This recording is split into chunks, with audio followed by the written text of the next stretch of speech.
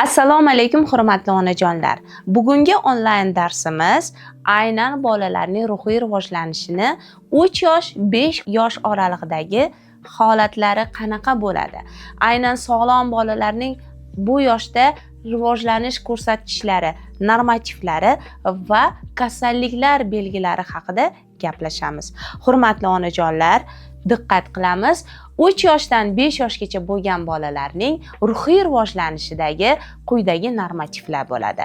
Aynan bu yoshda bolalar aqliy rivojlanishda ham mukammal yoshga yeta boshlagan bo'ladi.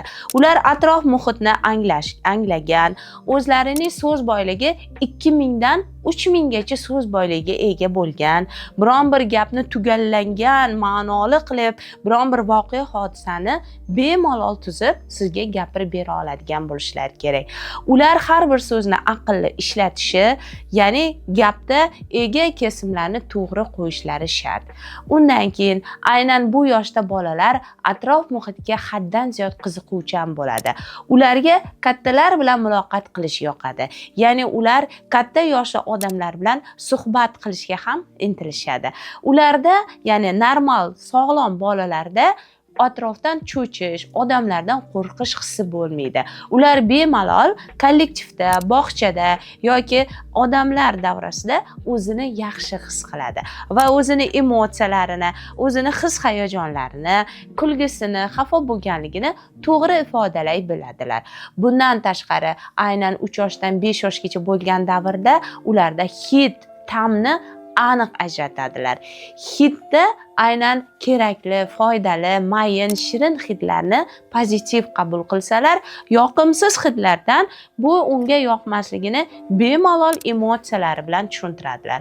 Ovqat mazasini ham, yegan ichgan narsalarni ham to'liq farqlanadi va aynan 3 yoshdan 5 yoshgacha bo'lgan bolalar qorni ochganligini, qorni to'q ekanligini, ovqat yegisi kelayotganligini aqlan tushunib gapiradilar.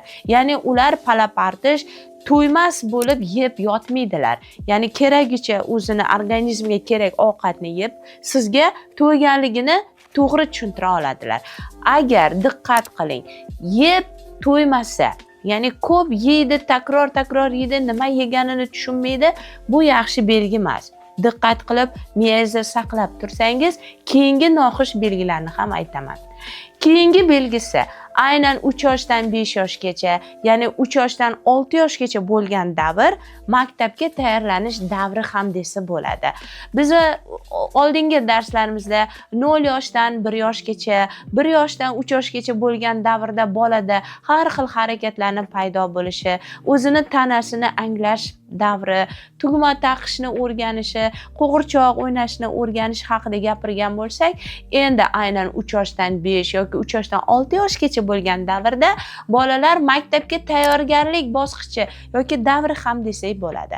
Aynan shu davrda bolalar atrof muhitga, dunyoviy bilimlarga ham qiziqib boshlaydilar. Ularda haddan ziyod savollar ko'payadi. Nimaga degan savol beraveradi. Yoki nimaga unday, nima qilyapsiz, qayerga boryapmiz? Aynan shu savollar ko'payish davri bo'ladi. Va siz ota-onalardan talab qilinadigan davri bolalarga aynan mana shu nimaga degan savolga yoki почему degan savoliga to'g'ri, mulohazali qilib javob berishingiz kerak. Bolani hech qachon nimaga buncha ko'p savol berasan, nimaga deverasan deb hech qachon qo'yishingiz mumkin emas. Aynan mana shu davrda bolalarning xarakteri rivojlanadi. Ular ma'lum darajada o'zini xarakterini namoyon qiladi. Nimadir yoqmayotganligini, nimadandir asabiylashayotganligini ham ifoda etadilar. Aynan 3 yoshdan 5 yoshgacha, 3 yoshdan 6 yoshgacha bo'lgan davrda 3000 ta so'z boyligiga ega bo'lish kerak. Normal rivojlangan bola va bu so'zlar ketma-ketligini to'g'ri talaffuz qilib, ma'noli ifoda etish kerak.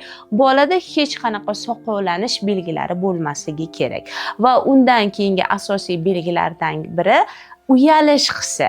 Bola qiz bola yoki o'g'il bola ekanligini, o'g'il bolalardan o'zini uyalish hissi bilan ifoda etib, qizlar ajralib turishi kerak. Endi Hurmatli onajonlar, har bir harakatini aynan 3 yosh, 5 yosh yoki 3 yosh, 6 yoshdagi bolalar harakatini boshqarishi kerak. Ya'ni kerak joyda jim o'tirishi, kerak joyda gapirishi, kerak joyda to'g'ri harakatlar qilishi va eng nozik harakatlarni ham to'g'ri bajarish kerak.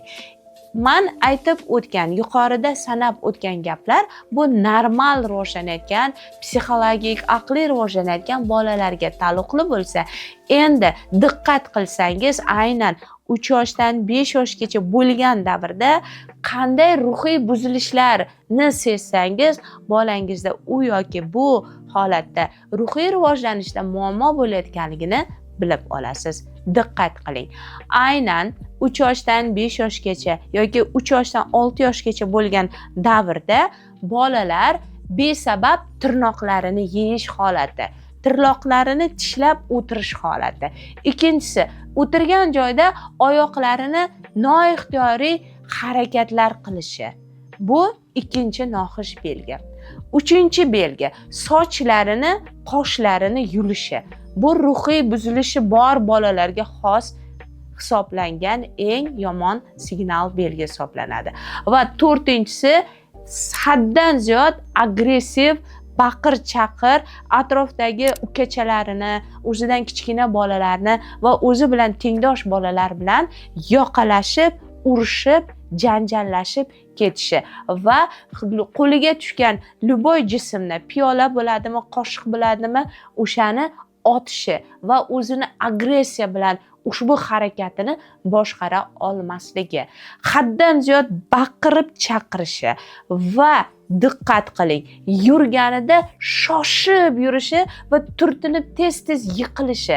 Mana shu belgilarning hammasi bolaning ruhiy rivojlanishida biron bir darajada muammo borligini belgisi hisoblanadi.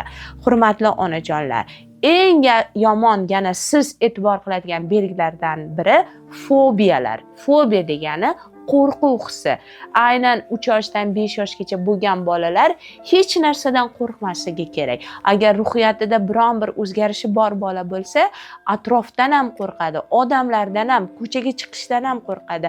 Ya'ni общественный supermarket yoki parklarga borganda qo'rqib, ko'zlarini, quloqlarini yopib olib, bir burchakka, skameykaga borib o'tirib olib, o'zini noxush his qiladi. Agar shu belgilarni ko'rsangiz, siz darhol bolamda biron bir ruhiy o'zgarish ketayotganligi haqida o'ylashingiz kerak yoki bolangiz ruhiy jihatdan rivojlanishida orqada qolayotganligini o'ylashingiz kerak. Xo'sh onajonlar, mana sog'lom bola qanday va patologik belgilarini qanday namoyon qilayotganligini, kasallik belgilari haqida qisqagina ma'lumot berdim. Ya'ni onalarga bilishi kerak bo'lgan ma'lumotlarni. Endi shunaqa belgisi bor bolangiz bor bo'lsa, uni qanday qilib aniqlash va qanday qilib davolash haqida to'liq ma'lumotlarni ushbu onlayn kursimning 6 va 7 modullarida sizlarga to'liqligicha tushuntirib beraman. Buning uchun esa siz har bitta darsimni diqqat bilan tinglashingiz va bolangizni salomatligi uchun muhim bo'lgan ma'lumotlarga ega bo'lishingiz kerak. Sizlarni keyingi darsimda kutib qolaman.